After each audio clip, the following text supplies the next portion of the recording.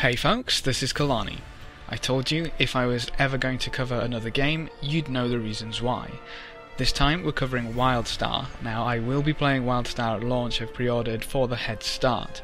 There's no question about that anymore, I will be playing, and here are my 5 reasons why. So let's get into this nice and quick. Reason number 5, the payment model.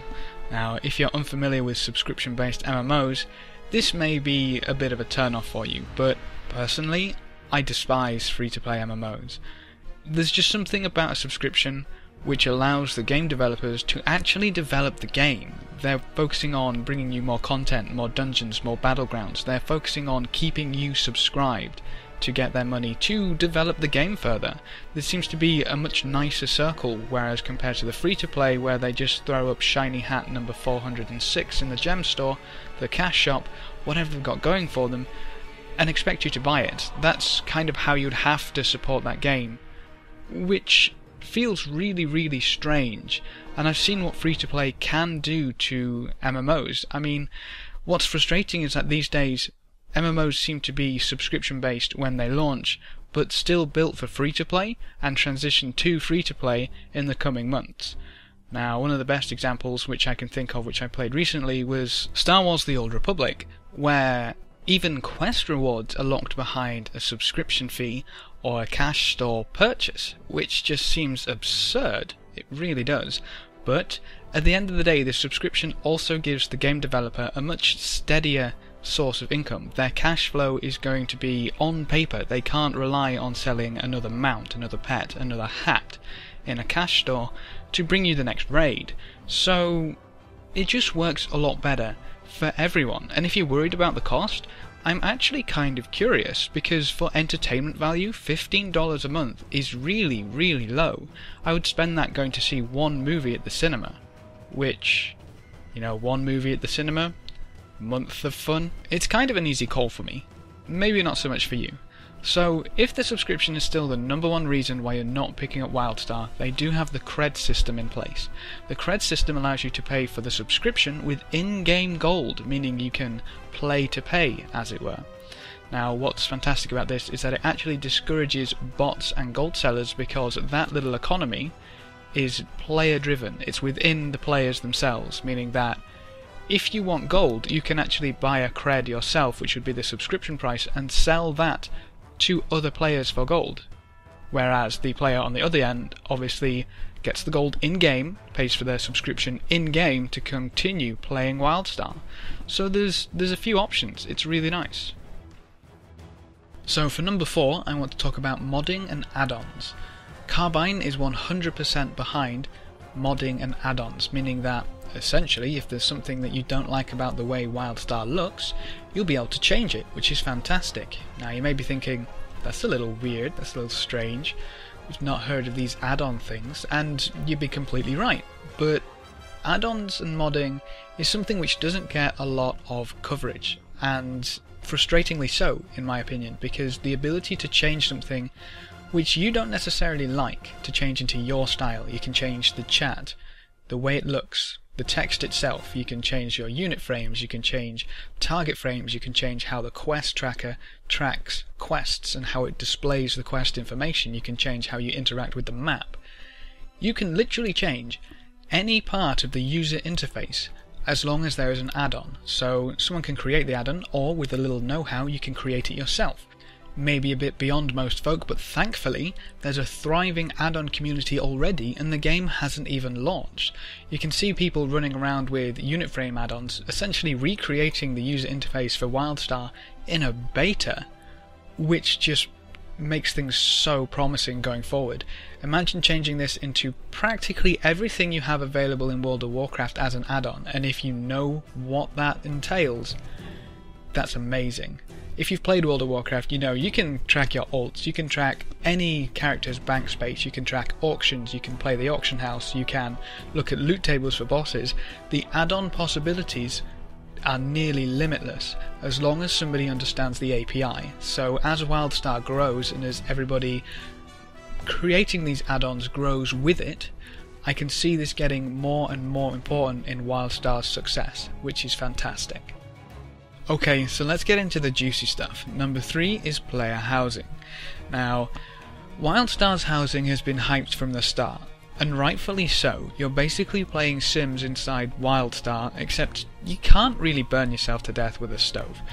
Now, when it comes to customization, Wildstar does everything right. Every item has a set size, but you can then scale that up 5 times higher or 5 times lower. So it really is kind of crazy. You need to play it to experience it fully, but if you can think of something, almost guaranteed you can create it in your house in Wildstar.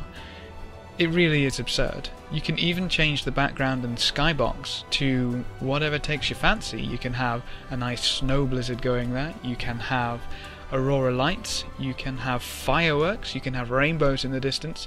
If that's not your thing, maybe a blazing sun just there in the sky, mocking you.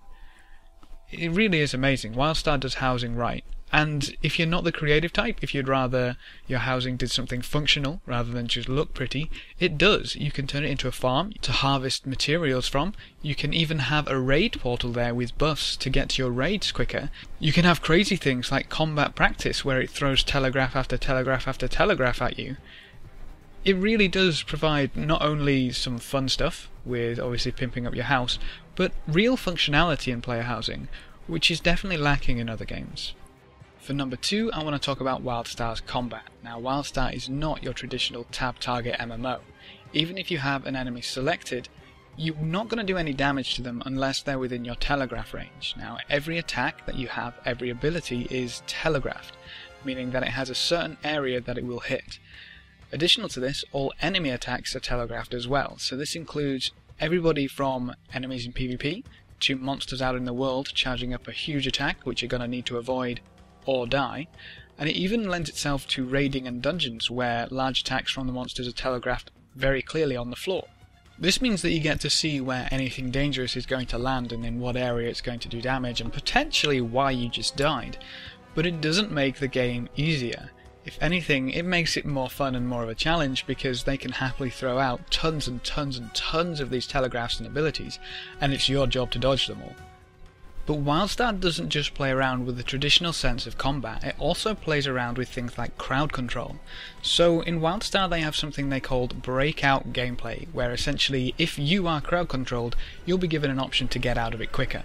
If you're knocked down, you can dash out of it. If you're stunned, you can hold a key to reduce the time of the stun. So even if you're being crowd controlled, you still have something you can do. And this doesn't just apply to crowd controls on yourself. Enemies and bosses which would in other games be unstunnable are in Wildstar. They have something called interrupt armor, where essentially you need to work together as a team, pile on the stuns at the same time, pile on the interrupts at the same time, break through that armor, and interrupt a huge cast which might wipe your raid, or simply stun the boss to give your tank and healer a little bit of breathing room. So the last point, the final thing that got me to pre-order Wildstar, was the content and end game which is being launched with Wildstar. The amount of stuff which is coming with the launch, I stress, is ridiculous, and this is probably the most complete or one of the biggest launches of an MMO we've had in recent history, which is a pretty big thing to say considering what we've had recently. Now, Wildstar's launching with a whole ton of content. Not just PvE, not just PvP. There's a nice mix of both, and they're available throughout the game. Now, on the PvE side of things, you've got ship hands, adventures, dungeons, veteran dungeons, which I believe are your heroic modes, and then past that you go into 20 and 40 man raiding. That's going to be the make or break. That's going to either be an incredible experience and just a blast to play, or it's going to be a mess. I think it's going to be a blast the way things are shaping up, which is just unbelievable. On the PvP side of things, you've got Battlegrounds, Wildstar's launching with 2, as well as 2 vs 2, 3 vs 3 and 5 vs 5 Arena. And if that doesn't quite sate your thirst for bloodlust, you've got 40 vs 40 War Plots. Build a fortress, smash it against someone else's fortress, and deaths all around. And remember, all of this is available at launch. Wildstar has laid the perfect foundations for a successful MMO, and I'm really excited to see where it goes. So they're my 5 reasons why I've pre-ordered and will personally be playing Wildstar on launch, and why you'll see some videos from me in the future, so stay tuned for those. Why not pick it up and come explore Nexus with me? It'll be a blast, I promise. Thanks for watching folks, good luck and have fun, and as always, I will see you next time.